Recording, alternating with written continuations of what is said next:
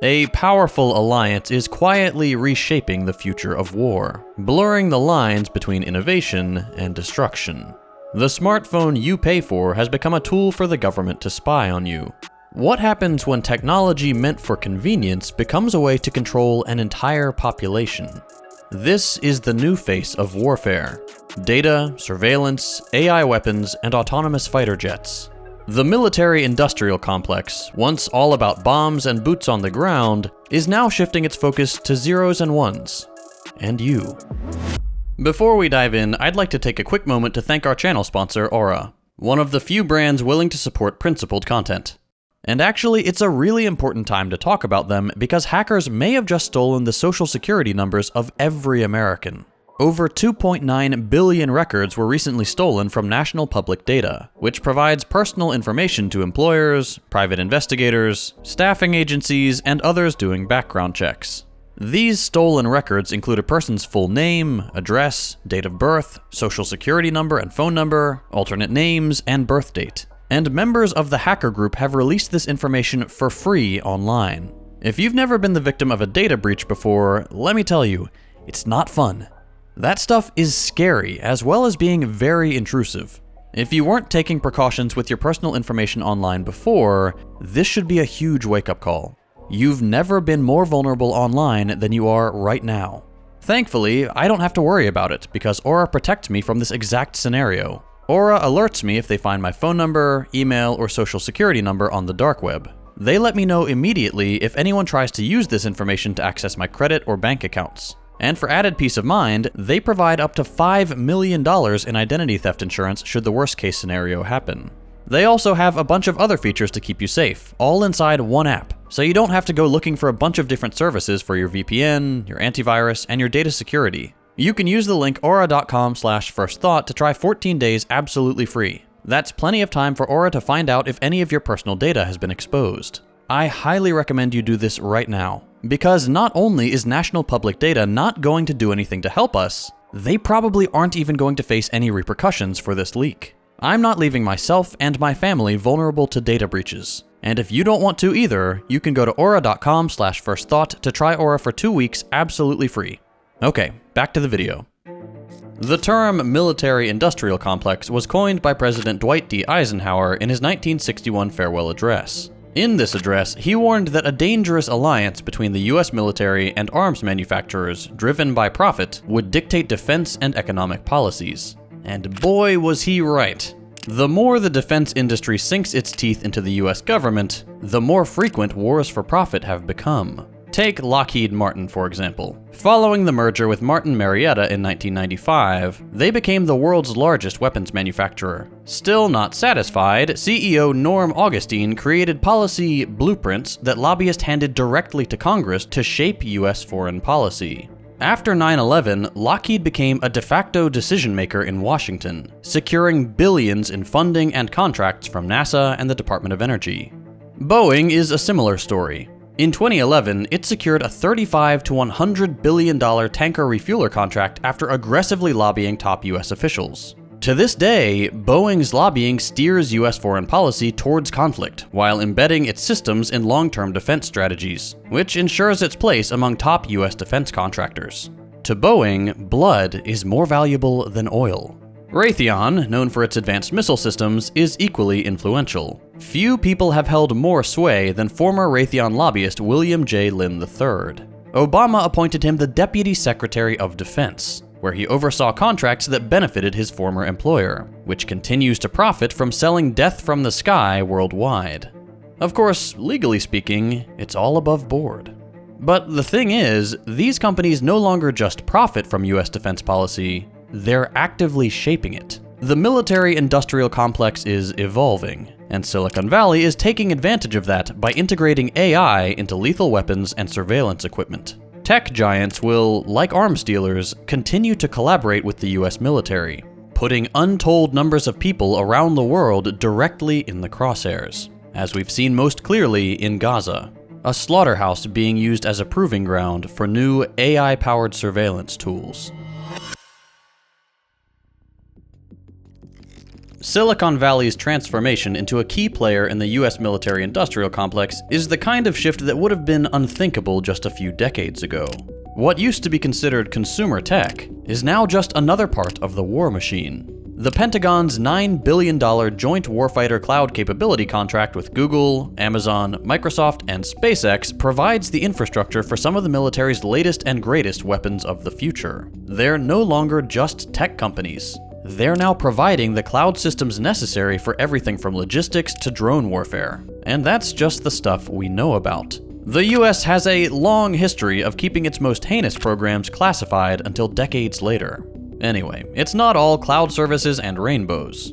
Google and Amazon, for instance, are tied to something called Project Nimbus. As with all cringe military project titles, it obscures what the program is really about.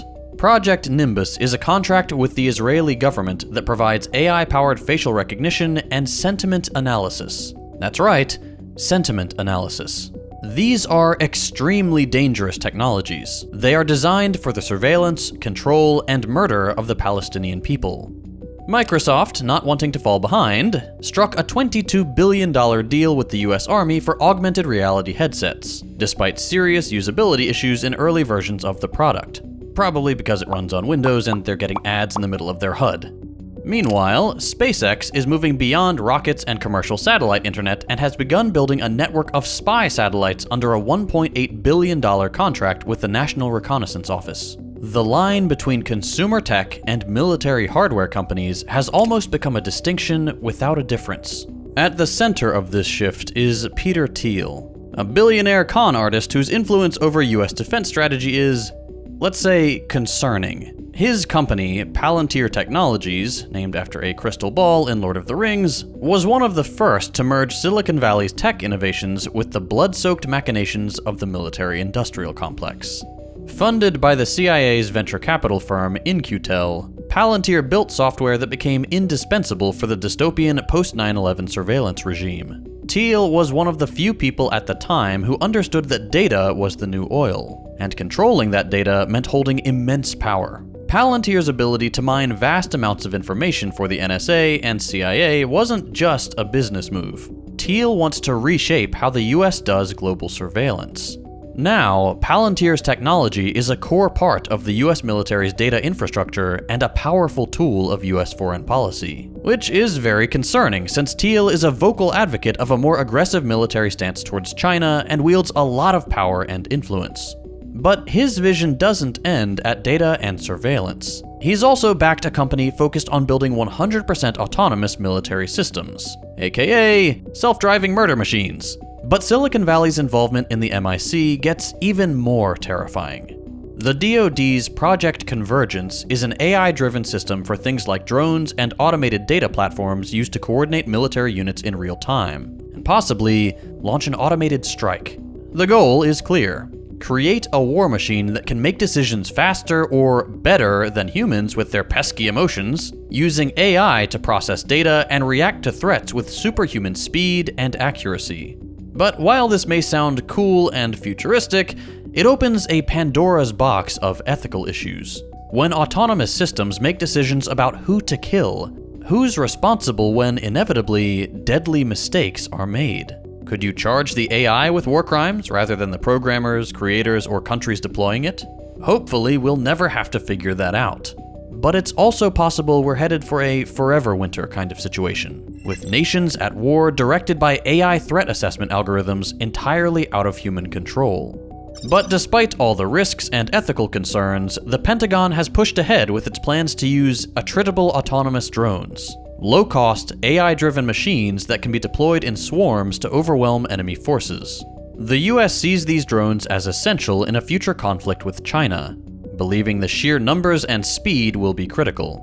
The push for AI-driven warfare is fast-tracking the world towards a future where machines slaughter people with little to no human oversight. Nowhere is this push more evident than in occupied Palestine, where Israeli forces are testing many of these technologies. Occupation forces have installed AI-powered machine guns and surveillance technologies around the border walls and checkpoints that crisscross occupied Palestine. These systems don't need a human operator. They can kill all by themselves without oversight. In addition to robot machine guns, Israeli forces use drones to collect intelligence and build a target bank. In other words, a map of population centers for future airstrikes. This kind of surveillance is used to maintain control over an occupied population, not simply watch them. By automating the process, Israeli forces can murder Palestinians with even more impunity. Alarmingly, the apartheid regime is planning to replace most of its manned aircraft with drones by 2030. Israeli drones are already capable of carrying out massacres all on their own, using laser designators to mark targets for destruction by other drones or fighter jets, but apparently that's not enough. This isn't about making mass murder more efficient, it's about making it easier and cheaper to wage. While neither the machines nor Israeli terrorists feel guilt or remorse, the drones don't need food, water, or sleep. The more AI-powered death machines are relied on, the less human casualties will be a consideration. And the genocide being carried out in Palestine, both in Gaza and now the West Bank, will only become more cold, calculated, and computerized. Israel's aggressive adoption of this technology is a glimpse into the future of warfare, where decisions will be made by algorithms instead of human beings capable of complex thought. Silicon Valley's involvement in military tech and Israel's AI-driven weapons mark a shift where technology is seen as the solution to security, while removing pesky human emotion and empathy from the equation.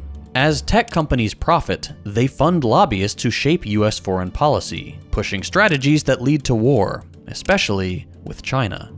At its heart, Silicon Valley jumping feet first into military matters is due to a deeply ingrained belief in tech utopianism, the idea that technology can solve any problem, including war.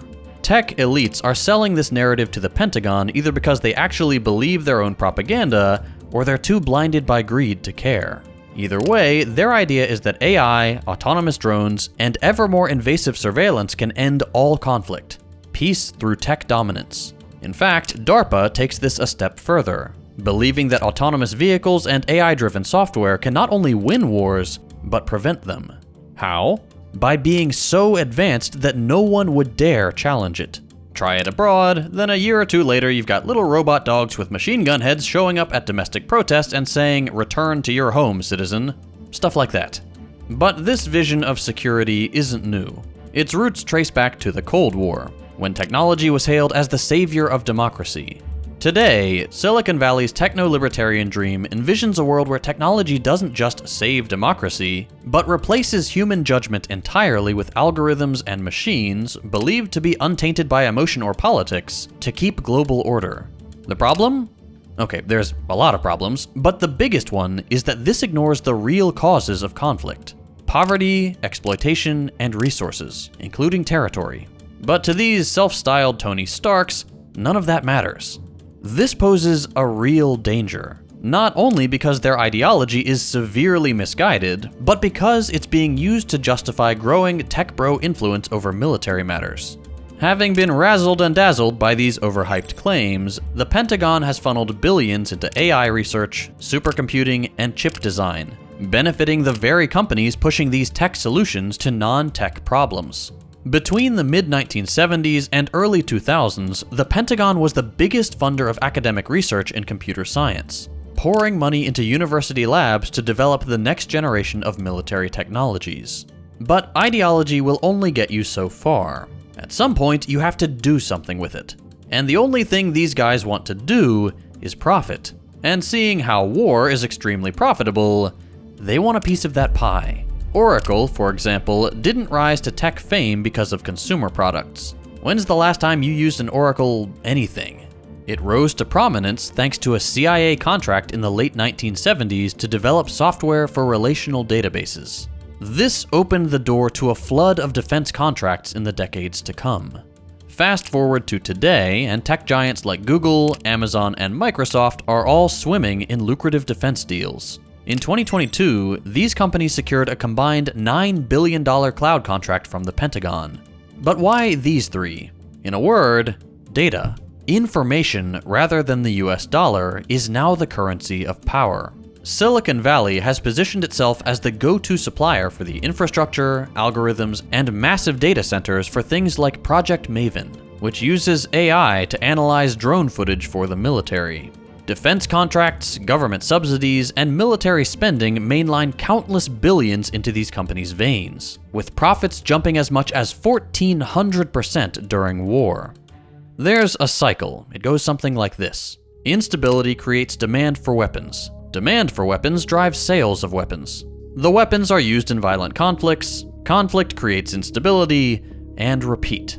And the only result, as far as these corporations are concerned, is that sweet, sweet profit. And wars like the War on Terror, a war against a concept rather than a specific enemy, are designed to never end because there's too much money at stake. This is possible in part because their influence reaches deep into Washington, D.C., and shapes US foreign policy for their own gain.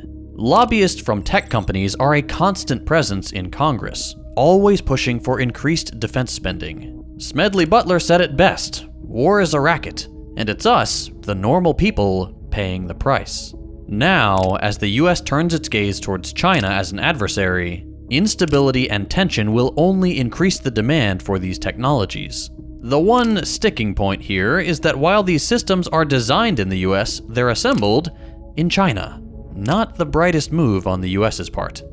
But these are serious business people. They love to diversify their portfolios. So it's not all AI machine guns and attack drones. They are also heavily invested in something with far less spectacle, but no less destructive: surveillance. Big tech is building the infrastructure of a modern surveillance state. By now, you know that every single time you interact with something online, companies like Google and Facebook collect massive amounts of data that they feed into government systems under the guise of security. After 9/11, the Patriot Act stripped away basically all privacy protections. It empowered the National Security Agency to spy on US citizens without a warrant, and mass surveillance tech took off. Fourth Amendment be damned. Programs like Stellar Wind allow for bulk data collection without oversight, and every year, Congress renews and expands these powers, leaving civil liberties to wither and die. Corporations and governments have discovered that surveillance capitalism is a powerful tool for controlling populations. This explains why the surveillance apparatus is allowed to balloon with little resistance and even less oversight. Companies provide the infrastructure, governments provide the justification, and together they undermine dissent. For instance, after the 2015 Paris attacks, the US government recruited Google and Facebook, among others, to help monitor online spaces for terrorism. Tools originally meant for war zones, like real-time tracking and predictive algorithms, are now used against citizens in the US. If you live in the US, you are being watched 24/7. The arms race has had a storied history. From Alfred Krupp, a very weird guy and the inventor of the cast steel breech-loaded cannon which started the first modern arms race, to the nuclear arms race of the Cold War. Now, the race is finding ever more sophisticated and above all, hidden ways to track, watch, monitor, and control you. This is the era of surveillance capitalism. The line between technology and warfare has all but disappeared. Silicon Valley's innovations, once celebrated for their potential to improve lives, are now central to the machinery of global conflict. As tech giants push the boundaries of AI and surveillance, the consequences become increasingly dire. What was once the realm of governments and armies is now driven by profit-hungry corporations, eager to shape the future of war. Not for any lofty morals and purposes, though they'll lie their way there, but for profit. The question is no longer whether their technology will dominate the battlefield, it's how far they'll go and who will be left to stop them. The future of conflict has already begun, and the interest of capital overrule the survival of the environment and the democratic will of the people around the world. Silicon Valley and the military have merged to create a future of invisible weapons of war used to exert unprecedented control over its citizens. It's fun to laugh at the mistakes AI is making today. But think about tomorrow.